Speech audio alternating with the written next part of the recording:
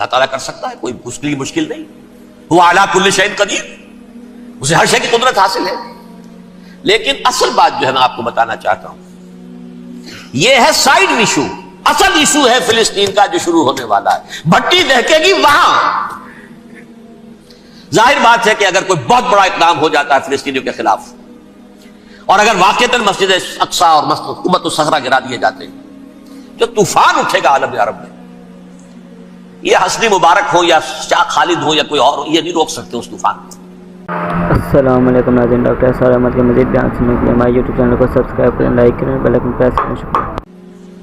نوجوان خون اٹھے گا، غیرت اور جو بھی حمیت ہے.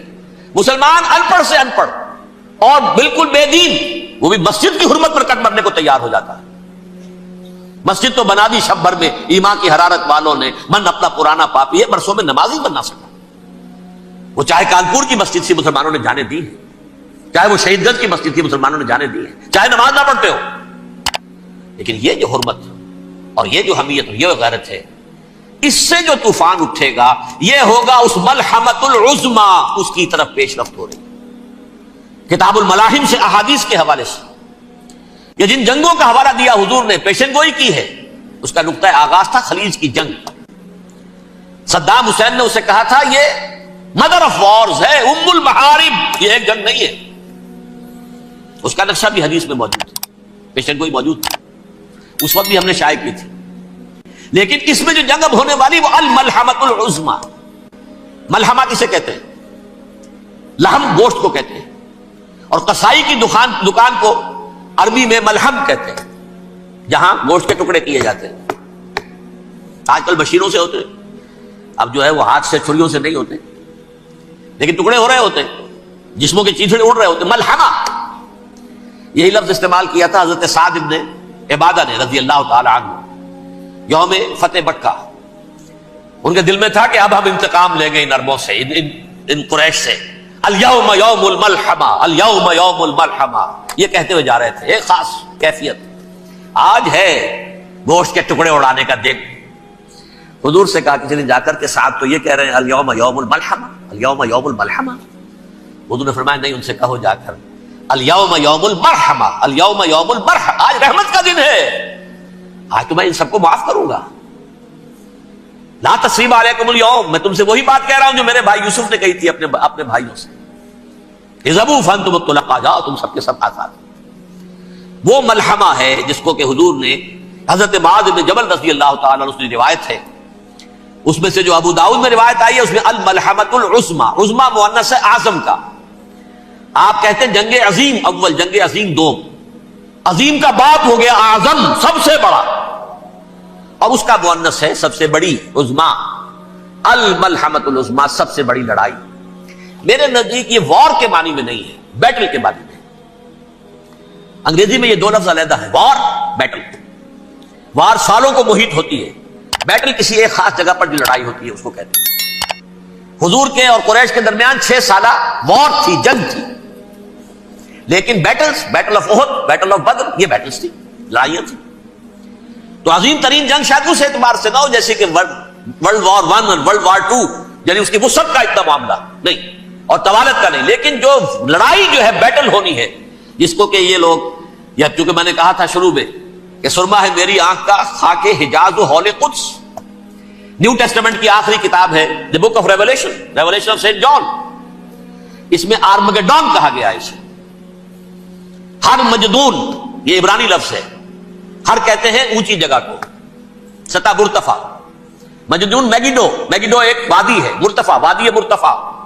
یہ ہے واقع لبنان، اسرائیل اور شام کے درمیان جو ٹکڑا، جو ٹرائنگل بنتی ہے، یہ ہے، یہاں پر بڑی جنگ لڑی جائے گی. اور یہ جنگ جنگ صلیب ہوگی جو کہا ہے بش نے، یہ جنگ صلیب. سیکنڈ ملینیم شروع ہوئی تھی تو پہلی صلیبی جنگ ہوئی تھی، تھرڈ ملینیم شروع ہوا ہے، یہ سیکنڈ صلیبی جنگ ہے، یہ کروسیڈ ہے. اور میں اس مرتبہ امریکہ گیا تھا تو پہلی مرتبہ مجھے وہاں ایک رسالہ ملا ٹرمپٹ نام کا.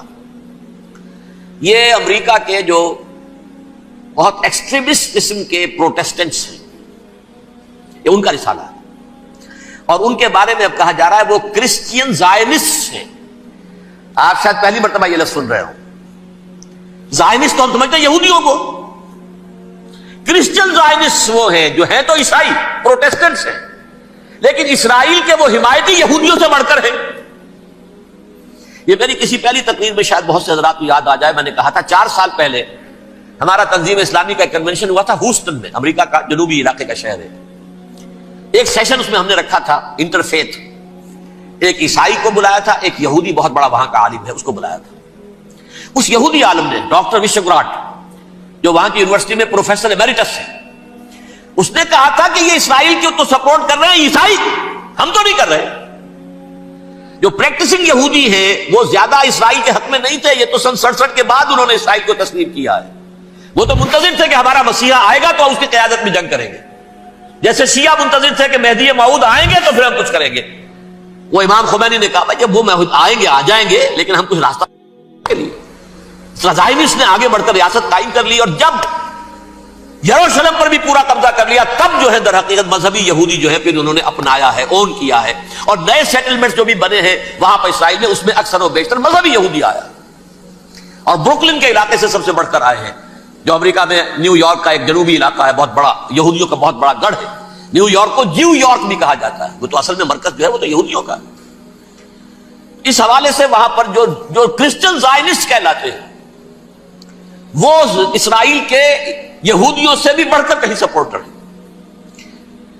بہرحال اس دوسری صلیبی جنگ کا معاملہ جو میں کہہ رہا تھا، ٹرمپٹ نامی رسالہ، اس کا ایک مضمون ہے دی لاسٹ کروسیڈ۔ اب یہ آخری کروسیڈ ہے جو شروع ہونے والا ہے۔ میں تو حیران ہوں کس قدر کھل کے وہ باتیں کرتے ہیں۔ رومن کیتھولکس کو وہ کہتے ہیں کہ یہ شیطان ہے، یہ پوپ شیطان ہے، یہ یورپ کو اس نے جمع کیا ہے کرسچینٹی کی بنیاد پر، اور اس میں زیادہ تر کیتھولکس ہیں۔ آپ کو معلوم ہے برطانیہ بڑی مشکل سے شامل ہوا ان کے ساتھ، اس لیے کہ وہ پروٹیسٹنٹ کا سردار تھا، ابھی پوری طرح نہیں ہے۔ یورپ جو ہے وہ رومن امپائر دوبارہ یہ کھڑی کر رہا ہے، اور در حقیقت یہ جو ہے یہودیوں سے بھی چھیننا چاہتے ہیں اسرائیل کو اور فلسطین کو، اور مسلمانوں سے بھی، اور یہ وہی کروسیڈ جو تھے اربن ثانی کے، اس کی تیاری کر رہے ہیں تاکہ وہاں پر عیسائی حکومت قائم ہو جائے، کیتھولکس کی، پوپ کی حکومت قائم ہو جائے، جیسے ایسٹ تیمور میں کر دی ہے۔ ایسٹ تیمور میں کون سی حکومت بنی ہے؟ رومن کیتھولک اسرائیل میں بنے، تاکہ یہ سارے مقامات مقدسہ جہاں اسرائیل پیدا ہوئے، بیت حضرت مسیح پیدا ہوا، بیت الحم کہاں ہے؟ وہی ہے کہ نہیں؟ جہاں سے ریزریکشن ہوا ان کے خیال میں وہ کہاں ہے؟ وہیں پر ہے کہ نہیں؟ بڑے بڑے گرجے ان کے وہی ہیں۔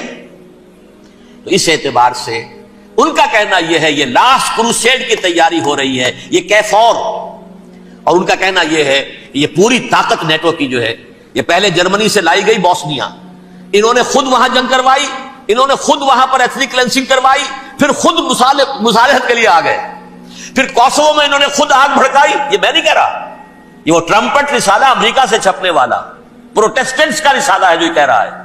پھر انہوں نے کوسوو کے اندر کروایا، اور پھر وہ وہاں پر پیس فورس کی حیثیت سے آ گئے۔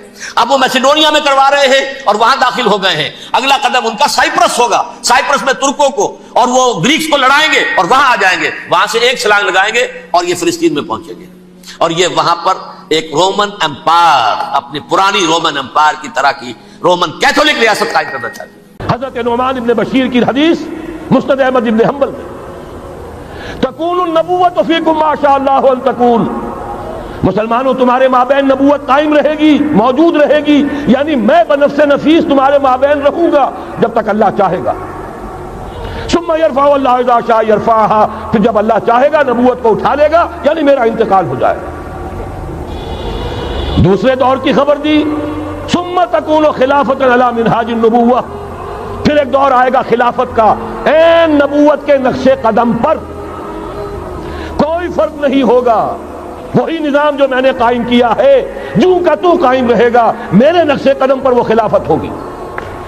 فرمایا وہ بھی رہے گا جب تک اللہ چاہے گا، پھر وہ بھی ختم ہو جائے گا۔ پھر فرمایا تیسرا دور آئے گا، ثم تکون ملکن عاضا، ظالم ملوکیت، بادشاہی، محل بنیں گے، ٹھاٹ جمیں گے، ظلم کا سکہ رواں ہوگا، ناجائز قتل ہوں گے۔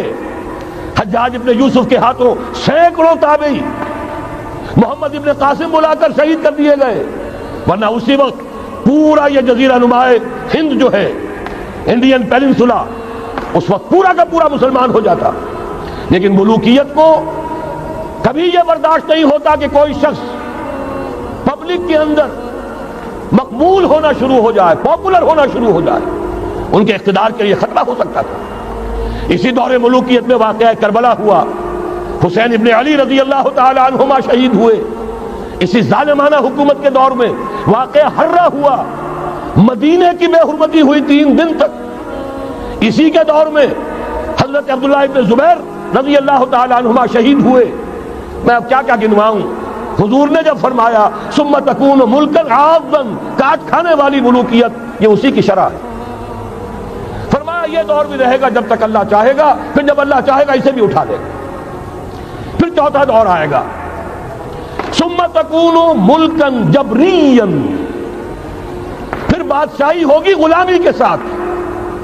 میں نہیں کہہ سکتا اس وقت صحابہ نے اس کا مطلب کیا سمجھا ہوگا، اب چونکہ یہ دور ہمارے سامنے سے گزر چکا ہے، بلکہ ایک اعتبار سے ہم اسی دور میں سانس لے رہے ہیں، لہذا بات سمجھ میں آ رہی ہے کہ وہ ملوکیت چاہے ظالم تھی، بادشاہ مسلمان تو تھے، کلمہ گو تو تھے، ان میں بہت اچھے بھی ہوئے ہیں۔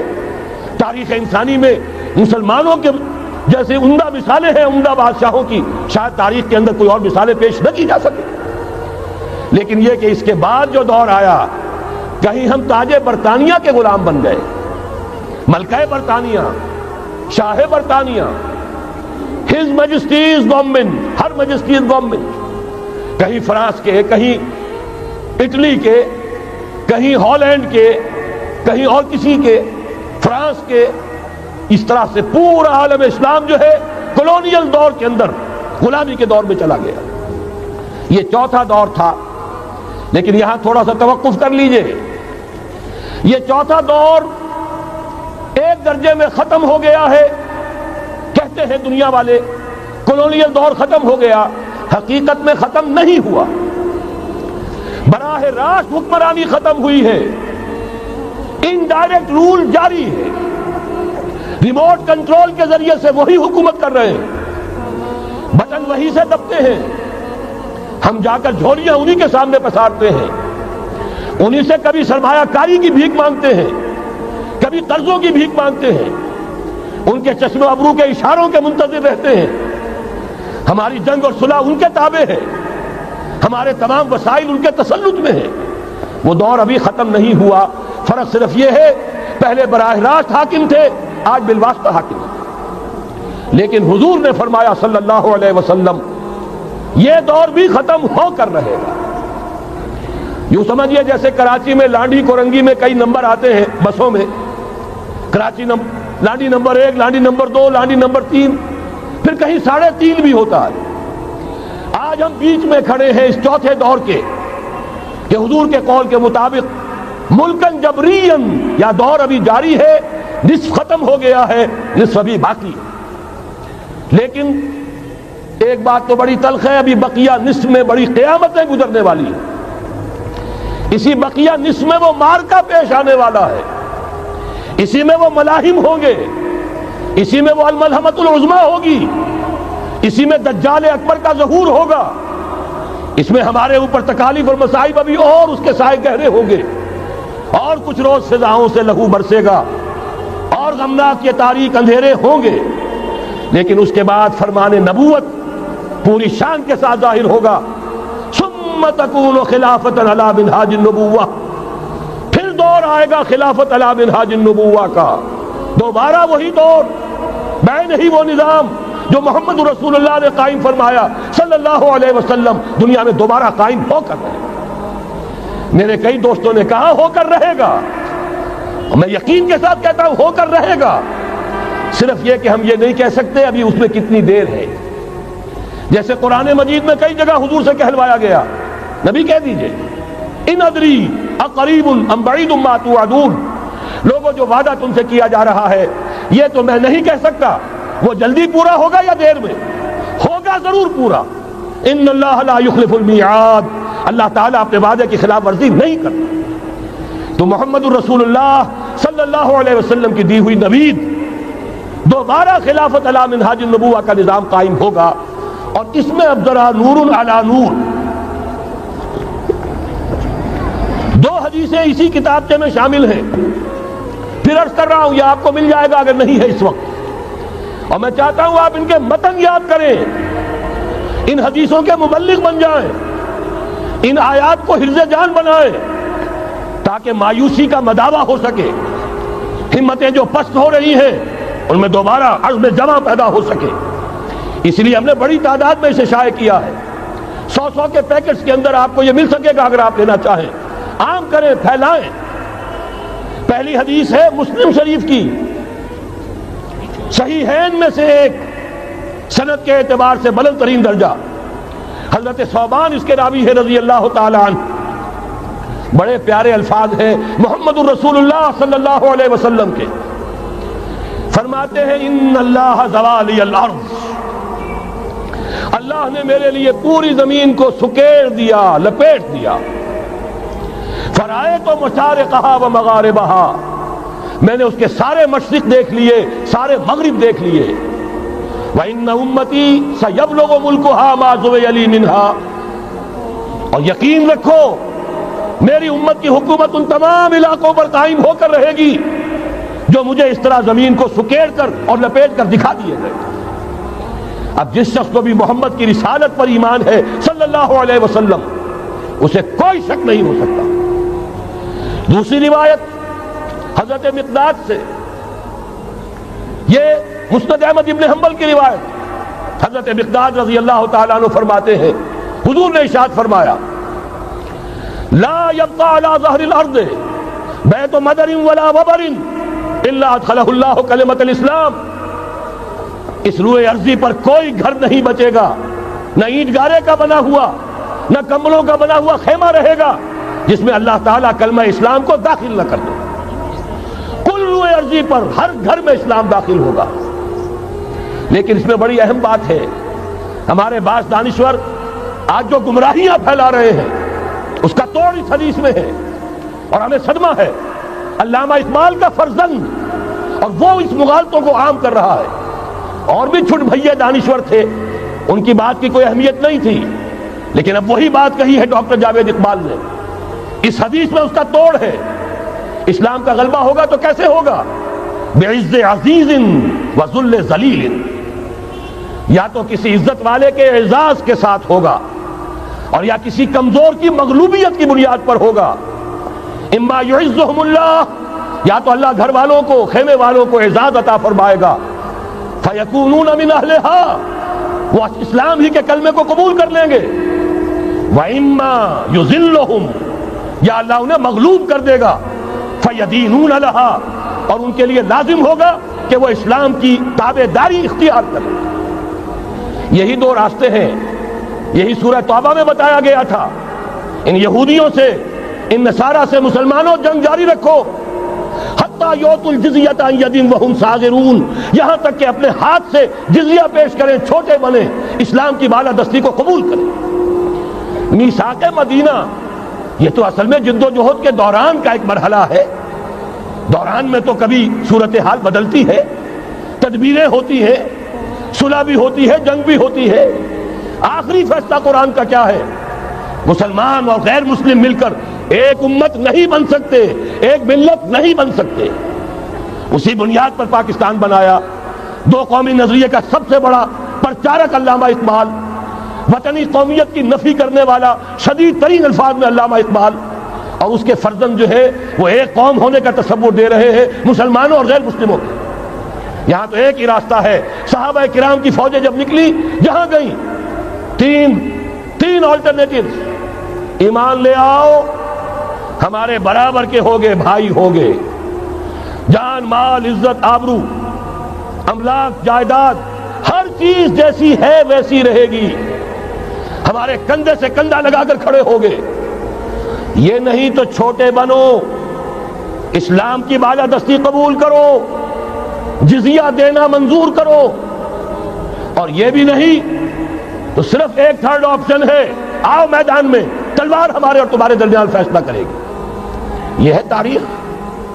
آخری بات جو کہی گئی سورہ توبہ میں وہ تو یہ ہے، میثاق مدینہ تو ایک درمیان کی ایک تدبیر ہے، معاہدات ہوتے ہیں۔ معاہدات تو مشرکین عرب سے ہوئے، جس کی کامل تنسیخ کی، براۃ من اللہ ورسولہ الی الذین عاہدتم من المشرکین۔ سارے معاہدات آج ختم کیے جا رہے ہیں، اعلان عام کیا جا رہا ہے، کوئی معاہدہ نہیں ہے، باطل دو ہی پسند ہے، حق لا شریک ہے، شرکت میں آنا ہے حق و باطل نہ کر قبول۔ علامہ اقبال تو یہ کہہ رہے ہیں۔ بارہ ذہن میں رکھیے، حضرت مقداد کی اس حدیث نے بہت بڑا عقدہ حل کیا ہے۔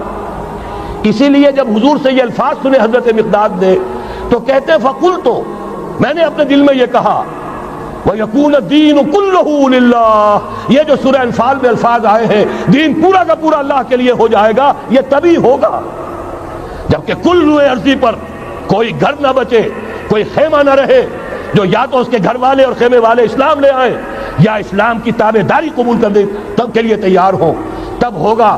اسی کو اقبال نے کہا تھا جواب شکوہ میں، وقت فرصت ہے کہاں، کام ابھی باقی ہے، نور توحید کا اتمام ابھی باقی۔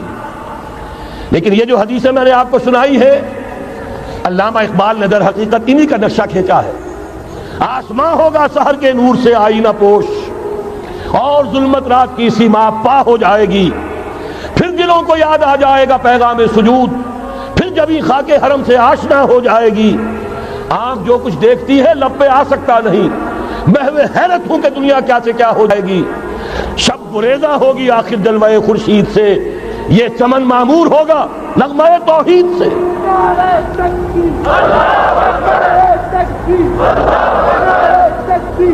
میں نے اس پر جو عنوان قائم کیا ہے، کل جہاں معمور ہوگا نغمہ توحید سے، یہ پورا کا پورا عالم کرۂ ارضی جگمگا اٹھے گا۔ اشرقت الارض بنور ربہا، وہ نور رب کا جب اطمینان ہوگا پوری یہ زمین اس سے چمک اٹھے گی۔ یہ ہے وہ پیشین گوئیاں۔ اب میں آپ کو بتانا چاہتا ہوں کہاں سے ہوگا۔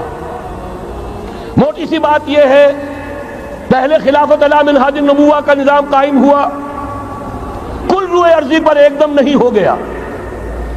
ایک ملک جزیرہ نما عرب، محمد الرسول اللہ صلی اللہ علیہ وسلم والذین معہ رضی اللہ تعالی عنہم اجمعین، ان کی جد و جہد، ایثار، قربانی، اس کے نتیجے میں جزیرہ نما عرب وہاں یہ نظام قائم ہو گیا۔ پھر پھیلا، پھر توسیع ہوئی، 3 لشکر نکلے تھے، مشرق مغرب شمال۔ شمال میں اوشیائے کوچک ترکی کا علاقہ، مشرق میں خراسان تک، مشرق میں یہ ماوراء النہر تک، مغرب میں بحر اوقیانوس تک۔ دشت و دشت ہیں، دریا بھی نہ چھوڑے ہم نے، بحر ظلمات میں دوڑا دیے گھوڑے ہم نے۔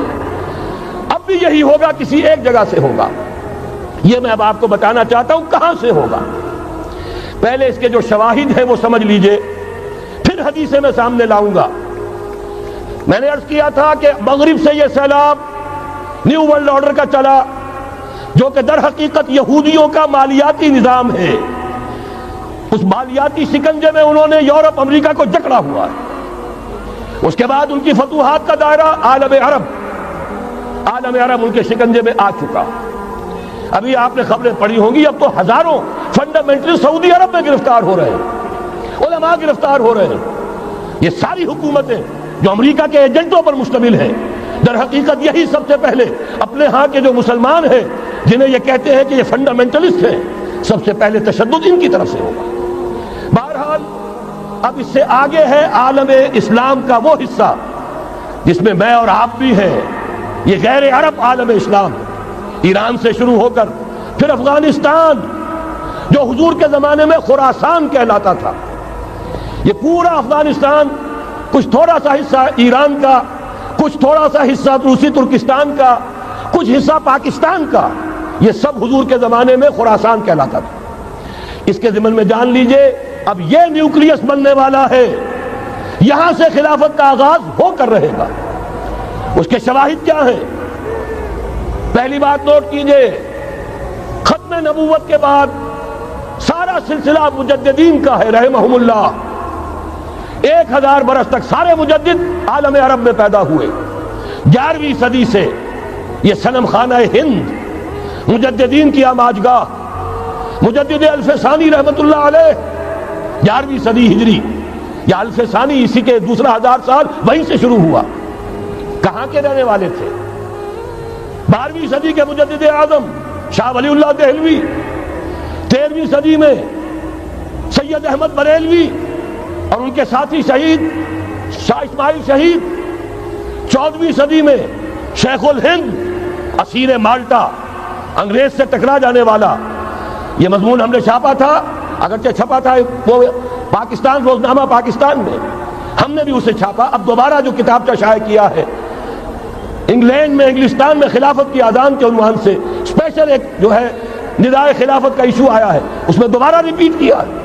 اسے آپ کو اندازہ ہوگا شیخ الہند کی شخصیت کا، جرمنی تک سے ان کی گفتگو چل رہی تھی، دارالخلافہ ترکی سے گفتگو چل رہی تھی، ہندوستان کو آزاد کرا کر دوبارہ اس کو ایک دارالاسلام کی شکل دینا، اس لیے کہ اس وقت تک آپ کو معلوم ہونا چاہیے ہندو ابھی سویا ہوا تھا، وہ غلامی کا جو بھی اس کے اوپر اثر پڑا تھا مسلمانوں کی 1000 سالہ غلامی کا، اس کی وجہ سے اس میں کوئی حوصلہ تھا ہی نہیں، سیاست کے میدان میں ہندو ابھی آیا ہی نہیں تھا۔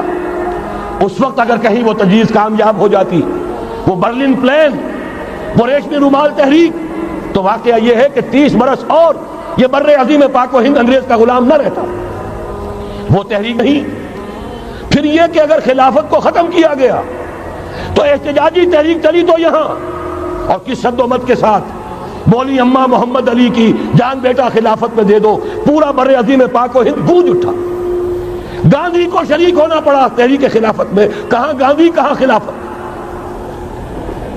پھر اور شواہد نوٹ کیجئے، وہ جو کولونیل رول بظاہر ختم ہوا ہے، تمام مسلمان ممالک بظاہر آزاد ہوئے، لیکن کہیں بھی تحریک میں اسلام کا نعرہ نہیں لگا، صرف ایک جگہ پاکستان کا مطلب کیا، لا الہ الا اللہ، اور اس سے پھر گونج گیا پورا بر عظیم پاک و ہند، راس کماری سے لے کے درہ خیبر تک، اور ادھر مکران سے لے کر چٹاگانگ تک، پاکستان کا مطلب کیا، لا الہ الا اللہ، پوری دنیا میں اس کا کوئی نعرہ نہیں لگا۔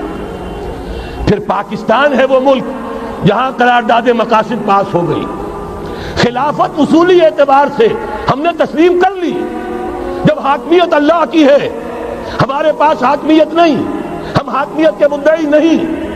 10 کروڑ عوام کی ایک نمائندہ اسمبلی نے قرارداد مقاصد پاس کی، یہی تو خلافت ہے۔ ہمارے پاس جو اختیار ہے اللہ کا ڈیلیگیٹڈ ہے، اور یہ انہی حدود میں استعمال ہوگا جو خود جو اصل حاکم ہے اللہ، جو اس نے متعین کر دی ہے۔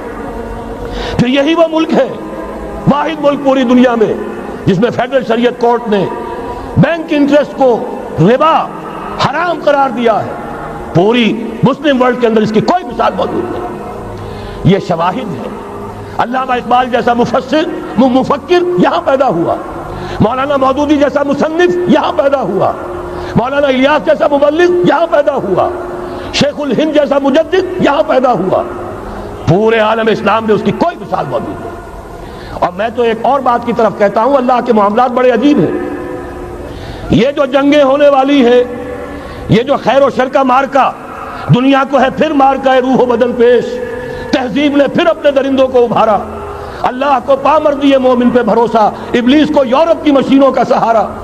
یہ جو ابھی مارکا گرم ہونے والا ہے، پہلا حصہ میں آپ کو بتا چکا، شیطان، اس کا ایجنٹ یہودی، ان کے سب سے بڑے کارندے زائنسٹ، ان کے جو اس وقت اعلی کار ہیں ویسٹ، وائٹ اینگلو سیکسن پروٹیسٹنٹس، جو امریکہ کی زیر سرکردگی نیو ورلڈ آرڈر لے کر چلے ہیں، جو حقیقت میں نیو ورلڈ آرڈر ہے۔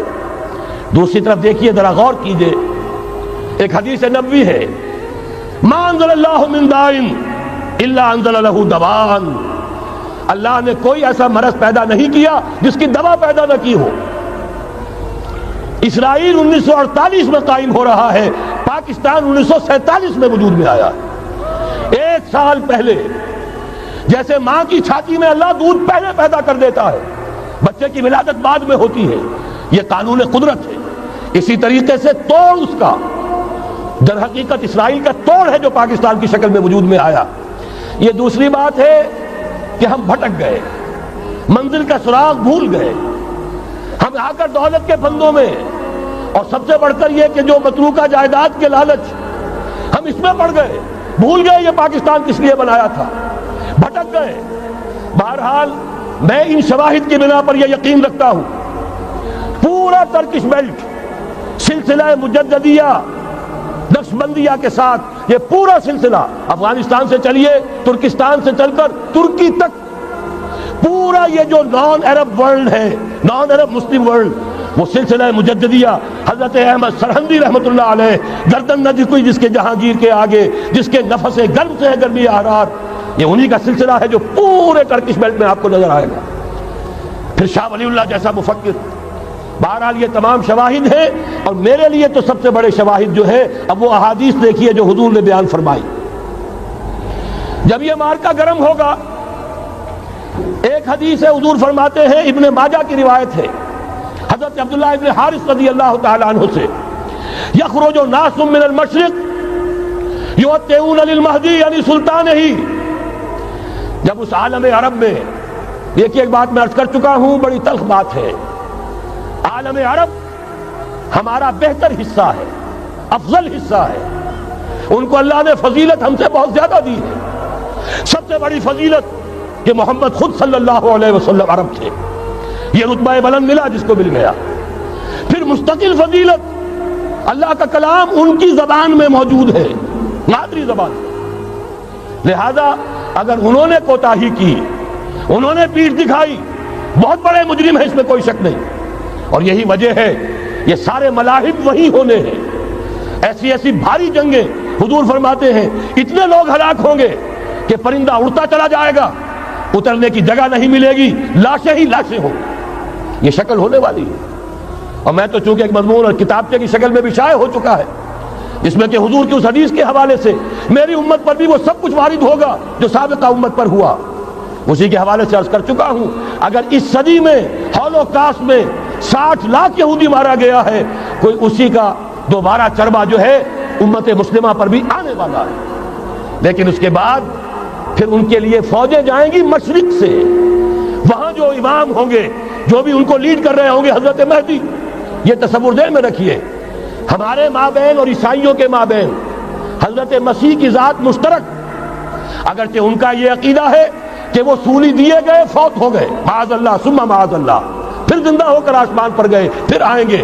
ہم کہتے ہیں نہیں، وہ سولی دیے ہی نہیں گئے، وہ زندہ آسمان پر اٹھائے گئے، واپس آئیں گے. گویا کہ بہت حد تک اشتراک ہے، لیکن ایک اختلاف بھی ہے.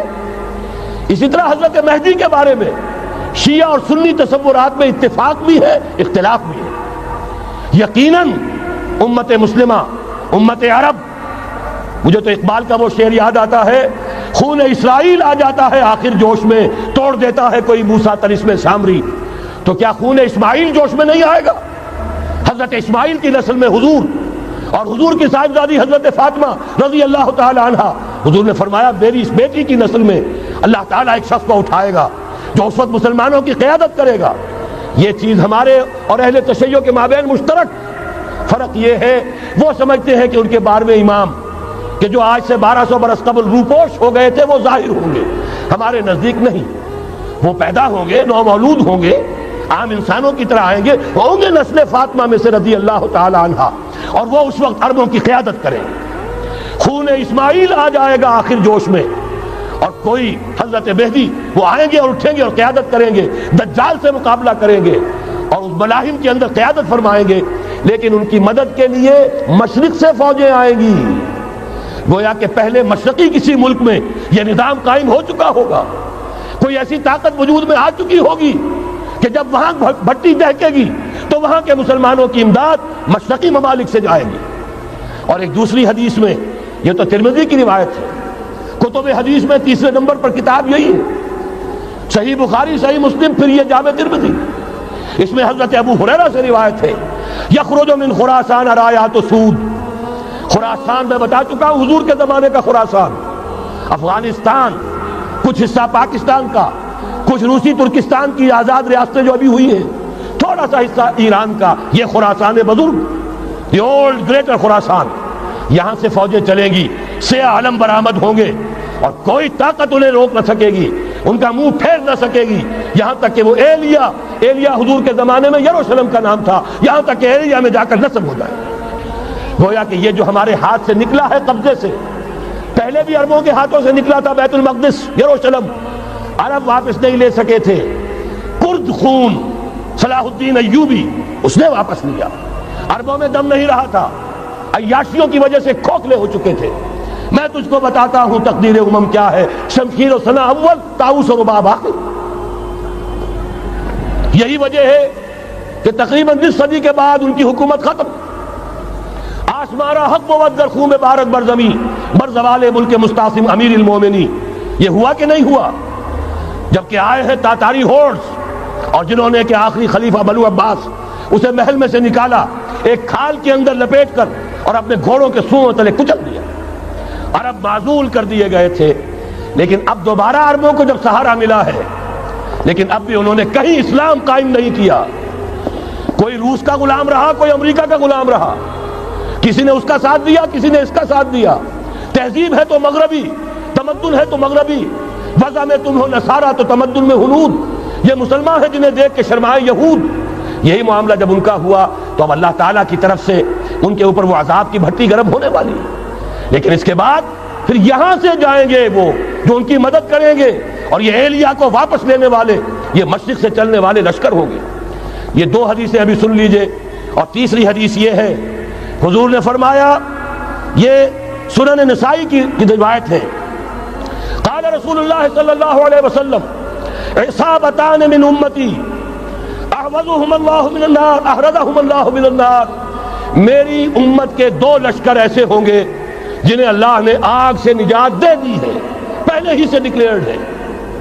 عصابت تغزو الہند، ایک لشکر کے جو ہند پر حملہ آور ہوگا، وعصابت تکون مع عیسیٰ ابن مریم علیہ السلام، اور دوسرا لشکر وہ ہے جو حضرت عیسیٰ کے ساتھ جا کر اور ان کے ساتھ مل کر یہودیوں کے خلاف جنگ کرے گا.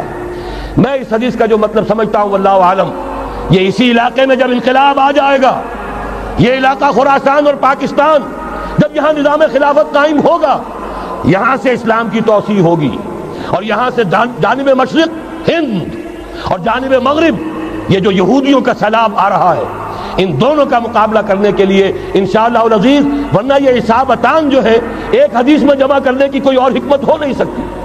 ورنہ تو ہندوستان پہ کئی لشکر آئے ہیں، لیکن یہ کہ در حقیقت اسی وقت جبکہ عالم عرب میں وہ بھٹی دہکے گی، اسی وقت یہاں انقلاب آ چکا ہوگا. ایک طرف یہاں سے مدد کے لیے لشکر جائیں گے کہ جو مسلمان عرب جو ہیں ان کی مدد کریں گے، حضرت مہدی کے جھنڈے تلے لڑیں گے، حضرت مہدی کی حکومت کو مستحکم کریں گے، یؤتون للمہدی. دوسری طرف وہ ہندوستان کی طرف پیش قدمی کریں گے، اور یہیں سے جیسے اس وقت سیلاب نکلا تھا جزیرہ نما عرب سے، ایک داہنی طرف ایک بائیں طرف، ایران، افغانستان، ترکستان، ادھر مصر، لیبیا، الجزائر، مراکش، موریتانیہ، اسی طریقے سے انشاءاللہ اسی علاقے سے اس کا آغاز ہوگا اور بات آگے بڑھے گی. تو غرض اصل حاصل کیا ہے؟ یہ ہونا ہے، پچھلے آثار ثابت کر رہے ہیں کہ ہونا ہے، حضور کی احادیث بتا رہی ہے کہ یہی سے ہونا ہے. ہوا صرف یہ ہے ہم بھٹک گئے، ہمیں اپنی منزل یاد نہ رہی. میں تو بہرحال ان لوگوں میں سے ہوں جنہوں نے نعرے لگائے تھے پاکستان کا مطلب کیا، لا الہ الا اللہ. میں سن 46 میں یہاں حبیبیہ ہال میں قائد اعظم نے مسلم اسٹوڈنٹ فیڈریشن کے جس اجلاس کو خطاب کیا تھا، ضلع حصار سے جو 2 ڈیلیگیٹ آئے تھے ان میں سے ایک میں تھا. میں نے بہرحال اس تحریک میں بھی حصہ لیا ہے، ایک ننھے کارکن کی حیثیت سے لیا ہے، پھر حالات کو بدلتے اپنے آنکھوں سے دیکھا ہے. ہم کہاں سے کہاں جا پہنچے ہیں. ضرورت صرف اس بات کی ہے کہ آج ہمارا حال یہ ہے، ہماری قیادت، ہماری سیاست ان لوگوں کے ہاتھ میں ہے کہ وہ فریب خوردہ شاہی کے پلاح و کرگسوں میں اسے کیا خبر کہ کیا ہے، تب وہ تاب جاویدانہ. ان کی تہذیب مغربی، ان کی ذہنیت مغربی، ان کی وضاقتہ مغربی، ان کا تمدن مغربی، ان کی سوچ مغربی، ان کے سارے اطوار مغربی. لہذا در حقیقت ایک تو یہ کہ ان سے چھٹکارا پانا، اور دوسرے یہ کہ در حقیقت مغرب کی تمام طاقتوں کو للکارنے کے لیے اس قوم کے اندر سے جذبہ ایمان، جذبہ جہاد کو برآمد کرنا. یہ 2 کام ہیں جو کرنے ہیں، اور اگر ہم یہ کر لیں گے، جیسا کہ میں نے آیت آپ کو سنائی تھی، اللہ کا کوئی وعدہ غیر مشروط نہیں.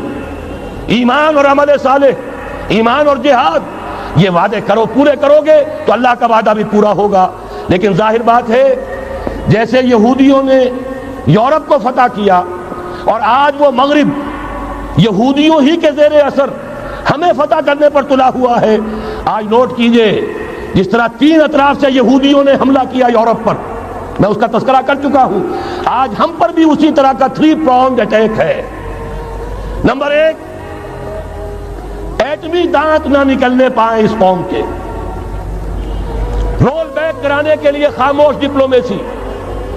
اس کے ہتھ کنڈے، کہیں ان میں طاقت نہ ہو جائے، کہیں یہ چیلنج کرنے کی پوزیشن میں نہ آ جائیں، اپنے پاس ایٹمک ہتھیاروں کے انبار ہوں، لیکن کسی مسلمان ملک کے پاس آ گیا تو وہ اسلامک بم بن جائے گا۔ اگر وہ اسرائیل کے پاس ہے کوئی حرج نہیں، لیکن پاکستان کے پاس کسی صورت میں اسلحہ نہیں ہونا چاہیے۔ کمزور رکھو، ہمارے دستے نگر رہے، ہماری ہی مرضی پر، ہمارے چشم ابرو کے اشارے پر حرکت کریں۔ نمبر 2، اباحیت، بے حیائی، عریانی، فحاشی، اس کا سیلاب، اور سب سے بڑھ کر خاندانی نظام کو برباد کرنے کے لیے یہ بہبود آبادی کا پروگرام۔ اور دیکھیے جادو وہ جو سر چڑھ کر بولے، مسلمانوں کے ہاتھوں کرا رہے، قاہرہ میں کانفرنس کرائی ہے ایک مسلمان ملک میں، اور یہ کہ اس کو آرگنائز کرنے والی ایک پاکستانی مسلمان عورت۔ یہ ہے در حقیقت کہ وہ لوگ اگر کرنا بھی چاہتے ہیں تو اس کا الزام بھی براہ راست اپنے اوپر نہیں، بلکہ یہ کہ خود کوئی مسلمان ہو تو یہ کام کرے۔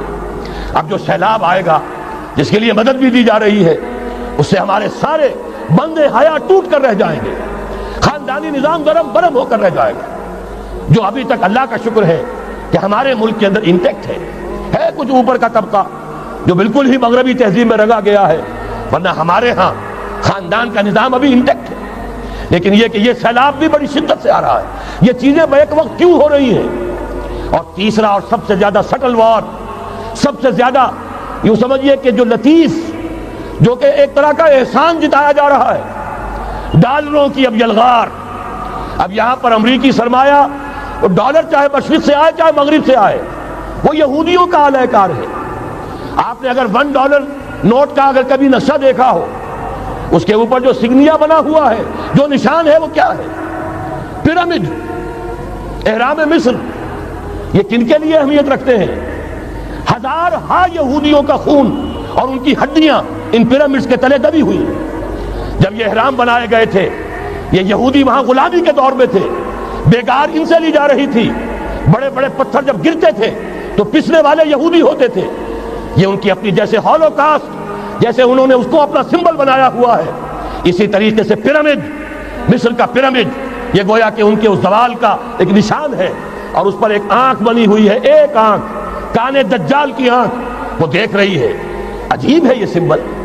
نیچے لکھا ہوا ہے نووس آرڈو سکلورم، اور یہ در حقیقت 1776 جو نیچے لکھا ہوا ہے وہ رومن حروف کے اندر یہ 1776 ہے، جو میں بتا چکا ہوں آرڈر آف الومناٹی وساپ نے قائم کیا تھا۔